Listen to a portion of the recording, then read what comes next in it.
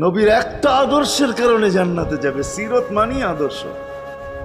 আর এটা আমরা কদমে কদমে মুহতাজ। কেননা এই ছোট জীবনটা যদি গ্রহণযোগ্যতা পর্যন্ত পৌঁছাইতে হয় আল্লাহর কাছে, চাই নারী হই, চাই যুবক হই, চাই বৃদ্ধ হই, যেই মানুষই হই না কেন, যেখানেরই হই না কেন, যেই বাসারই হই না কেন, যেই বর্ণেরই হই না কেন, যেই পেশারই হই না কেন, যেই সোসাইটিরই হই না কেন, এই জীবনটাকে যদি গ্রহণযোগ্যতা পর্যন্ত পৌঁছাইতে হয় কার কাছে? দুনিয়া আলাদের কাছে না, মালিকের কাছে, যিনি এক ফোঁটা পানির থেকে অস্তিত্ব দিয়েছেন, যার কাছে আবার আমাদেরকে ফিরা যেতে হবে।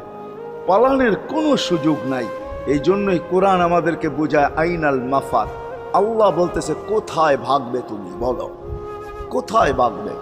কবির কথাই সত্য, যদিও নাকি পালাও তুমি আকাশেতে লাগিয়ে সিঁড়ি, সিঁড়ি লাগায়